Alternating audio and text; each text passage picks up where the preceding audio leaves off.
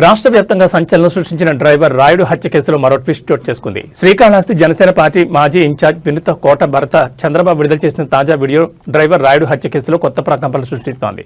ఈ వీడియోలో ఆయన స్థానిక టీడీపీ ఎమ్మెల్యే బొజ్జల సుధీర్ రెడ్డిపై తీవ్రస్థాయిలో ధ్వజమెత్తారు. చెన్నై పోలీసులు రిమాండ్ రిపోర్టును అధికారికంగా బయటపెట్టక ముందే ఎమ్మెల్యేకు ఆ వివరాలు ఎలా తెలిసాయని ఆయన ప్రశ్నించారు. తమను అరెస్ట్ చేసే ముందు శ్రీకాళహస్తి సీఐ గోపి తమిళనాడు పోలీసులను ఎందుకు కలిశారో సమాధానం చెప్పాలని డిమాండ్ చేశారు.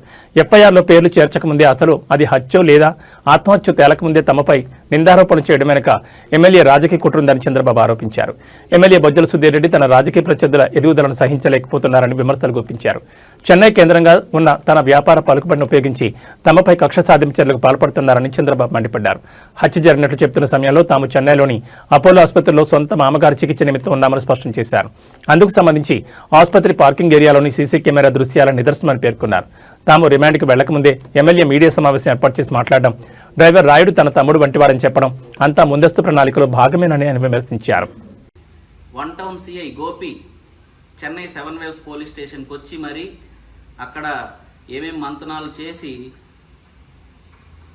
మా పేర్లు ఎఫ్ఐఆర్లో యాడ్ చేయకముందే, మేము రిమాండ్కి వెళ్ళక ముందే చెన్నై పోలీస్ కమిషనర్ రాత్రి 10 గంటలకు ప్రెస్ మీట్ పెడితే శ్రీకాళహస్తి ఎమ్మెల్యే బొజ్జల సుధీర్ రెడ్డి మధ్యాహ్నం 1 గంటకే ప్రెస్ మీట్ పెట్టి మా రిమాండ్ రిపోర్టు బయటకు వచ్చింది మేము రిమాండ్కి వెళ్ళిన మరుసటి రోజు. కానీ మేము రిమాండ్కి వెళ్ళక ముందే, మేము కోర్టుకి వెళ్ళక ముందే స్క్రీన్ ప్లే డైరెక్షన్ ఈయనే చేస్తున్నట్లు ఎమ్మెల్యే బొజ్జల సుధీర్ రెడ్డి హడావిడిగా మా ఇష్యూ కోసమే ప్రెస్ మీట్ పెట్టి పిన్ టు పిన్ ఈయనే దగ్గరుండి చూసినట్లు, లేకుంటే ఈయనుండే దగ్గరుండి రిమాండ్ రిపోర్ట్ రాయించినట్లు కొన్ని విషయాలు పబ్లిక్గా లైవ్ ప్రెస్ మీట్ ద్వారా చెప్పింది మీరందరూ చూసింటారు. మీరు ఒకసారి అర్థం చేసుకోండి. మా పేర్లు ఎఫ్ఐఆర్లో యాడ్ చేయకముందు, మేము కోర్టుకు కూడా వెళ్ళకముందు కేసు ఇన్వెస్టిగేషన్ చేస్తూ ఉండగా చెన్నై పోలీస్ కమిషనరే రాత్రి 10 గంటలకు ప్రెస్ మీట్ పెడితే అది కూడా ఆయన క్లారిటీగా చెప్పలేని పరిస్థితిలో ఉంటే అక్కడ కొంతమంది విలేకరులు అది ఆత్మహత్యనా హత్యనా అని అడిగితే మేము ఎలాగైనా క్రియేట్ చేసుకుంటామని ఆయన చెప్పిన వీడియోలన్నీ మీరు చూసింటారు.